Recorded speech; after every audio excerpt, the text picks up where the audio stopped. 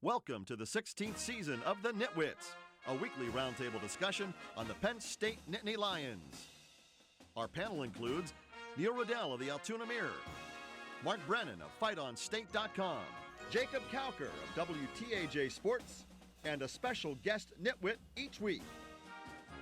The Nitwits are brought to you by Irwin Financial Raymond James, an independent firm and firm foundation for your financial future. Coldwell Banker, no one will work harder to sell your home. By Doctors Howells, Reed, and Solani, orthodontics for children and adults. By Fiore True Value on 6th Avenue, Altoona. Just ask rental. Buy what you want, rent what you need. By Monarch Cleaners, for all your cleaning needs. By Your Rehab Choice, Health South Altoona. Ask for us by name. By Courtesy Motors of Altoona, where courtesy means a great deal. By the Allegro, where fine cuisine is a way of life. By the Altoona Professional Hearing Aid Center, your hearing aid healthcare professional. By EasyToUse.com, your Yellow Pages connection in print and online. By FightOnState.com, as close as you get to Penn State football without putting on a helmet. And by the Altoona Mirror, featuring Penn State game day every Friday.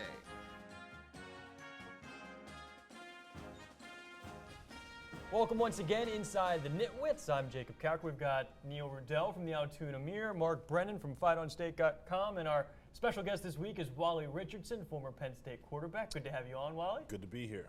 Thank you. All right, we're coming off another Penn State win, 3-0 this year. This one a win against Rutgers, and the defense really coming up big. 5 turnovers, really keeping them in the game as the offense struggled a little bit, especially early on. Yeah, I mean, I think the defense has it didn't have any interceptions going into this game. And the fact that it got 5 and that one corner spot with Trevor Williams getting 2, I think was big. And I really like the way, we're getting used to seeing a new defensive coordinator, how he goes about things and how the pressure they're putting on the opposing quarterbacks has been impressive. Yeah, to me, everything about most things about that defense through the first 2 games were very good, but you really were wondering how good they could be when they started turning a team over. And wow, I mean, did they turn them over, and how big did that turn out to be in the game? As much credit, obviously, as Hackenberg and the offense gets for that last drive, and we could obviously talk about that. Just another great drive to win a game. The defense kept them right there the whole time, and Shoop and crew. Aggressive, causing turnovers. It was really fun to watch. This is one of the most aggressive defenses, it seems like, in a few years for Penn State. I mean, is that what you're seeing when you watch this team, Wally?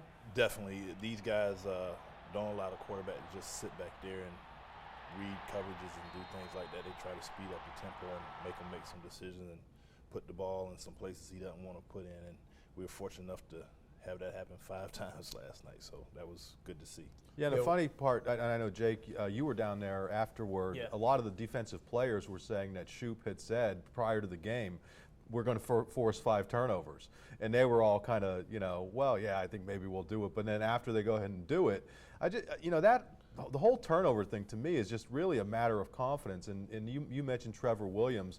There's a guy who's been so close on so many big plays that may have gone the other way. And boom, something clicks, and all of a sudden the confidence, he's making the plays all of a sudden. Did Shoop think they were going to still need a 2-minute drill to win the game after his 5 turnovers? Well, I was down there on the sideline. I was talking to some people, and it's like, when was the last time Penn State had 4 interceptions and lost a game? Because this was before the final interception. Listen, if that's what it takes to win, and that's kind of become a hallmark of this team kind of early, whatever it takes to win, whether it's ugly, whether it's good, whatever, they're sitting there at 3-0 now compared to the rest of the Big Ten, looking pretty good. Yeah, one stat of the 14 series Rutgers had, 10 of them were 4 plays or less. Yeah. So it's pretty impressive. Yeah, defense coming up really big. The offense, it took a little bit to get going, but you talk about that last-minute drive, getting the ball with about 3 minutes left, taking the ball down the field. It almost seems like, and the defensive guys were talking about it, as long as they get the ball with a chance to take the lead in the last few minutes. Well, I mean, and how impressive is that we have Wally here. I mean, this is the master of the 2-minute drill. And to see what Hackenberg, Wally, what do you think of how Hackenberg and the late game comebacks? Because you sure had some great ones when you were playing. I think he's handled himself well. The offense faced a lot of adversity the first half. So it was good to see those guys, after not being as effective as I'm sure they would like to be the first half, come out the second half, and when they had to make some plays, they were very efficient and got us in position to win the football game, and that's all you can ask for. Is that just a matter of confidence, Wally, do you think, on his part, or maybe the way he carries himself? Because I think we forget he's 19. Yeah. It's almost it's hard to imagine that this kid is doing what he's doing in those clutch situations so young.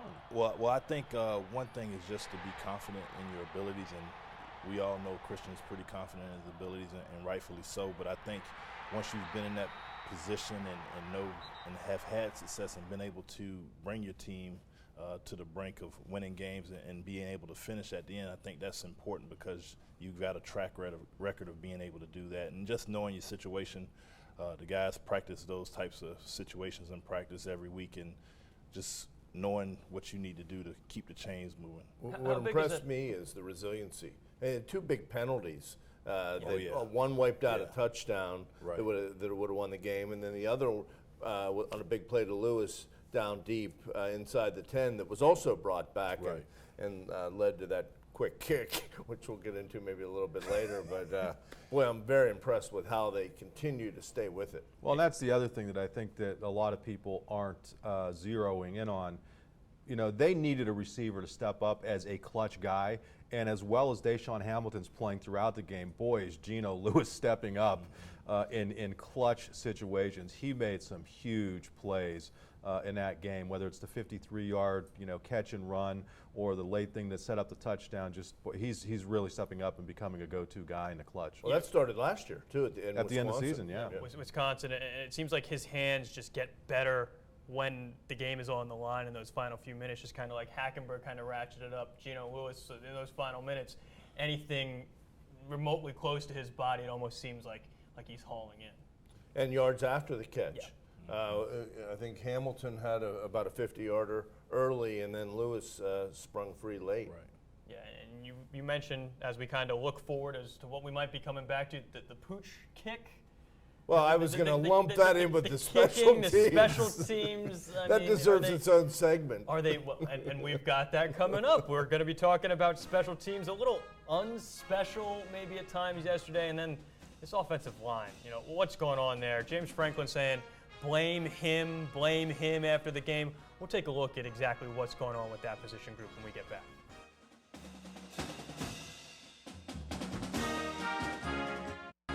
The NitWits are brought to you by Irwin Financial Raymond James, an independent firm and firm foundation for your financial future.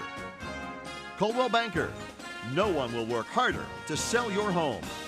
By Doctors Howells, Reed, and Solani, orthodontics for children and adults. By Fiore True Value on 6th Avenue, Altoona. Just ask rental. Buy what you want, rent what you need.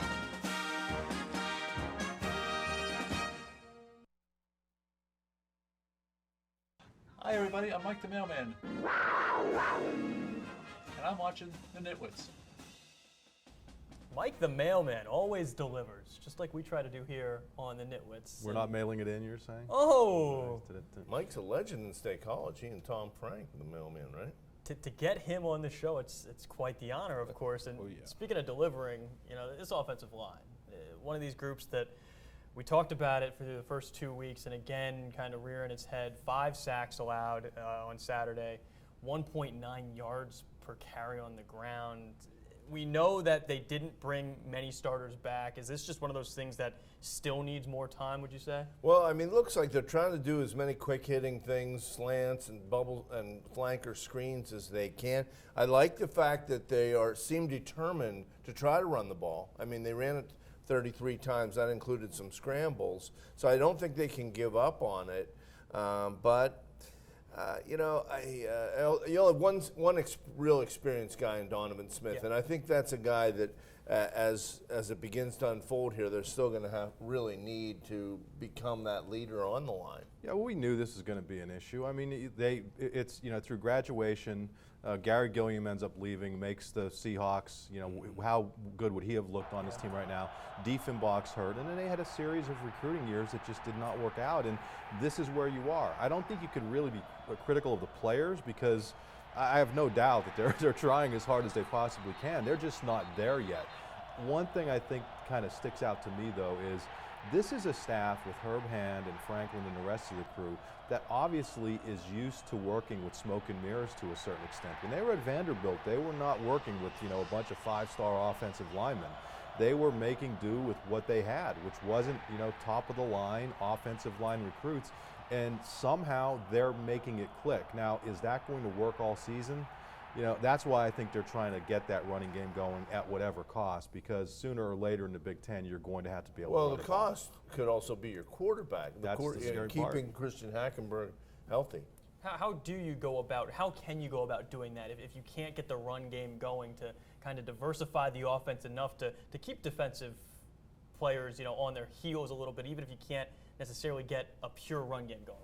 Well, I think with the quick screens that they're utilizing those as run plays and trying to get the wide outs in space, get a guy to block the one corner and have the guy make a move on the other defender and get 5 or 6 yards. But I think one of the things our offensive linemen, a lot of these guys are new guys inserted into the lineup. A lot of things that they're seeing they haven't seen before. So I think as the season goes on, they'll continue to work on different things in practice and hopefully just improve because they've been exposed to those type of situations. I know there was a couple of times last night that Rutgers defense brought that blitz with the safety and the linebacker from the outside that we had a hard time picking up. And in football, if you don't pick it up, right, then it keeps coming until you show you can stop it. While you were with a veteran offensive line in '95, and then in '96 there were a bunch of new starters. As a quarterback, how much of it was on you to kind of help them work their way through? Just as the previous season, I'm sure the veteran guys were helping you. Yeah, you've gotta have patience to a certain extent because until you do it live, it's just not the same. You can prepare in practice, but it's not the live bullets coming at you. And the more you're exposed to certain things, that's how you improve. And sometimes as a quarterback, you've got to know where your protection is. Like if you've got 2 guys coming, you can only block one of them. So you've got so much time and you got to get rid of the ball. So some of those lessons you learn a little bit easier than others. And I always like trying to get the ball out of my hands so I wasn't getting smacked in the mouth. Well, they looked like it got a little better late. Mm-hmm. They punched it in the 5-yard line, which I thought was a great call. Everybody was expecting pass. Right. Is Gaia or is it Gaia? Gaia appeared to kick a guy out, and there was a nice lane for Belton. And it appeared, I think, later Zwinak began to pick up some of the Rutgers guys that were shooting in. It seems like they've consistently gotten better with the run game as the game has gone on. That's obviously a positive to see that you can wear teams down eventually a little bit, and maybe a place for them to kind of start building moving forward. Well, some of the problem were penalties also. Yeah. I mean, of the 5 penalties last night, were all the linemen, including the tight end. So plenty of things to improve on for moving forward. And one quick thing, a coach used to say, sometimes you got to give the other guy credit. I think Rutgers understood what the key to limiting that offense was, and that was pressuring Hackenberg and putting as much pressure on that line as you possibly can. And I thought they did a pretty effective job of that for most of the game. And then I think on the other side, you got to give Penn State credit for adjusting on that final drive. Let's go to these special teams that we kind of alluded to. Pooch kick, block punt, block field goal. Correctable issues? Well, yeah. I mean, usually get beat when those things happen on the road. And I agree with Mark. I think Rutgers had a representative effort there. Great atmosphere. They're going to be an interesting, maybe not a dominant player in the Big Ten initially, but it's going to help Rutgers football with this kind of scheduling that they're going to get. They have Michigan at home, Wisconsin, and Rutgers isn't used to that. I thought their people really represented it pretty well last night. Yeah, going back to the special teams, though, the Hackenberg pooch kick, which we're kind of looking at there, Franklin, I think, sort of admitted that probably wasn't the best strategy play. The other thing that's been kind of puzzling to me is we heard in the preseason how aggressive they were going to be, and I don't know that we've necessarily seen it. I mean, a lot of fair catches.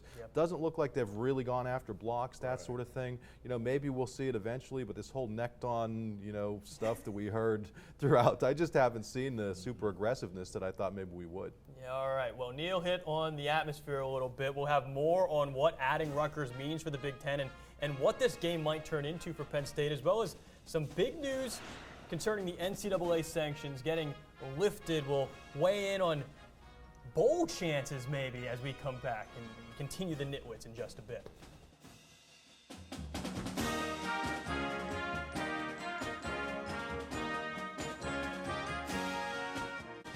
The NitWits are brought to you by Monarch Cleaners for all your cleaning needs. By your rehab choice, Health South Altoona. Ask for us by name. By Courtesy Motors of Altoona, where courtesy means a great deal. By the Allegro, where fine cuisine is a way of life.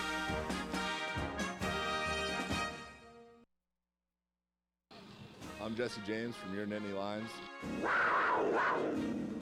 and you're watching the NitWits. Jesse James, big week a couple games ago, almost had a touchdown that was called back against Rutgers, but still another impressive play on the ball. And that was such a super throw. I mean, that's some of the things we talked about. Christian maybe didn't have his best game, but boy, in the clutch, he made some real super throws. Just real quick, Mark, I think you make a great point about the special teams because they're going to need that. They need an injection of some other parts. I think if they maybe put a second guy back there, it might assist in the punt returns. But anyway. Well, I think if you're going to fair catch everyone, at least try to block them. I mean, and again, I've never coached a game in my life, but sitting up there in the press box, it's like, this doesn't seem as if it's the neckton mentality that we heard about.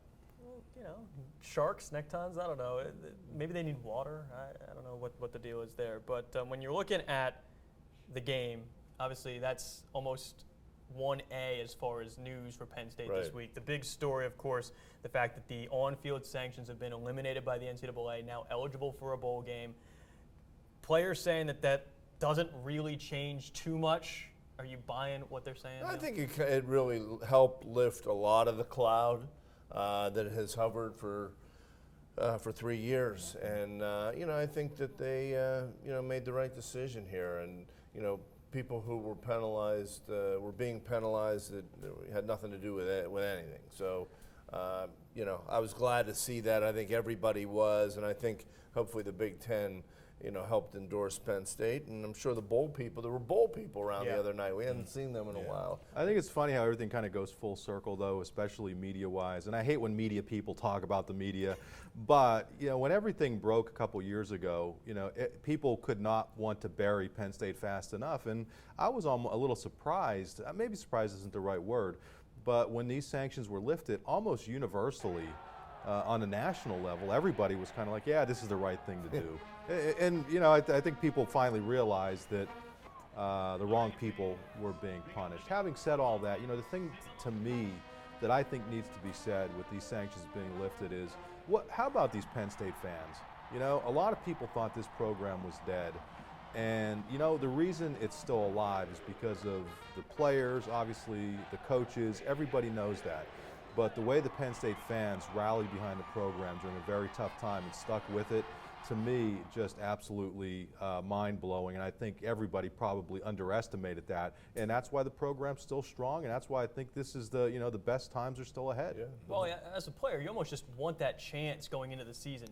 There's never a guarantee about a bowl, but you just, to have that chance now, how big could that maybe be from a player's perspective? I think it's big. It's not a short-term goal for them. It's a long-term goal, and the mantra has been be 1-0 at the end of this week, and I think that's something they'll continue to do. But I think the guys feel good about having that opportunity because there was no opportunity the last 2 years. So that door has been open, and I'm sure they're excited about it. But once again, they have to win on the field to have that happen at the end of the year. Yeah, the favorite phrase right now is they're still not bowl eligible, even though they can play in a bowl if they qualify. And let's not forget, and Wally, you could address this from a practical standpoint. Listen, as great as it is to play in a bowl, equally important are those weeks of practice leading up to it. I mean, I'm sure there were I can't imagine how much you learned in those things when you were a backup or maybe when you were redshirting and had a chance to do some different things, especially for the young players. It's got to be huge.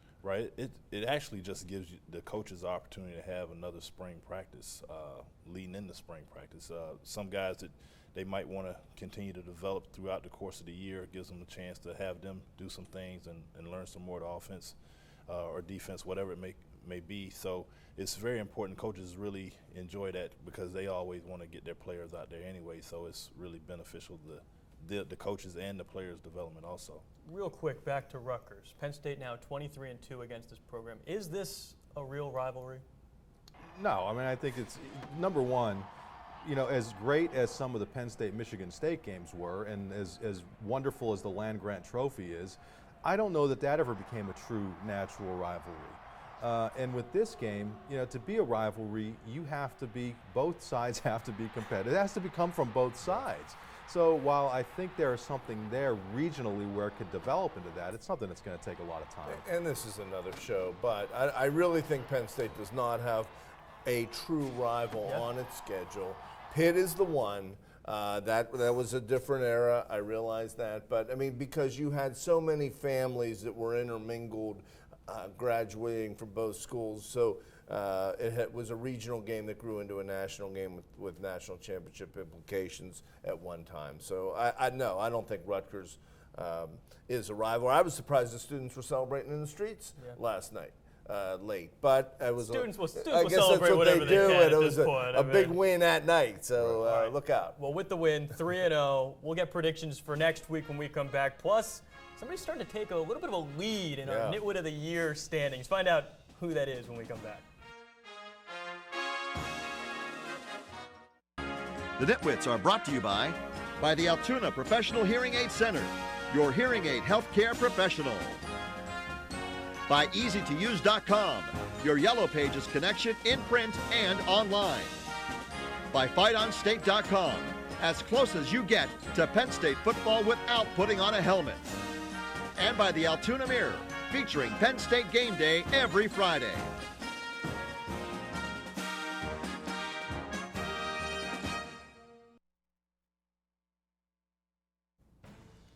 All right, it is prediction time as the reigning Nitwit of the Week. I get to go first as we are predicting Penn State's game against UMass featuring State College native Alex Kenny. I'll go 31-3. That's my prediction. Penn State win for me. Neil? Jake, you're tough to compete with, but I'm going to try. I want to say Penn State 37, UMass 14. I mean, UMass has played BC, Colorado, and Vanderbilt. So they may be out of gas, but they seem to have some offense at times. I'll go in the same area, 32-10 Penn State. Wally? I'll say Penn State 38-13.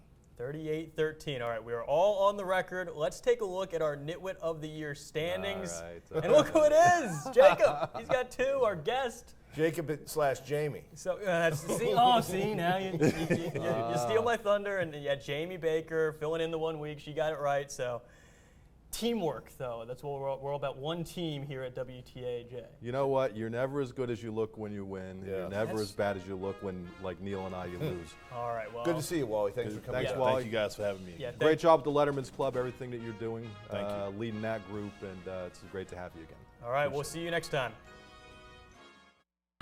The Nitwits are brought to you by Irwin Financial Raymond James, an independent firm and firm foundation for your financial future. Coldwell Banker, no one will work harder to sell your home. By Doctors Howells, Reed, and Solani, orthodontics for children and adults. By Fiore True Value on 6th Avenue, Altoona. Just ask rental. Buy what you want, rent what you need. By Monarch Cleaners, for all your cleaning needs. By your rehab choice, Health South Altoona.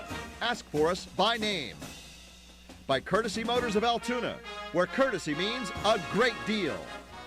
By the Allegro, where fine cuisine is a way of life. By the Altoona Professional Hearing Aid Center, your hearing aid healthcare professional. By EasyToUse.com, your Yellow Pages connection in print and online. By FightOnState.com, as close as you get to Penn State football without putting on a helmet. And by the Altoona Mirror, featuring Penn State game day every Friday. You can also see the Nitwits on AltoonaMirror.com. Thank you for watching, and we'll see you next week.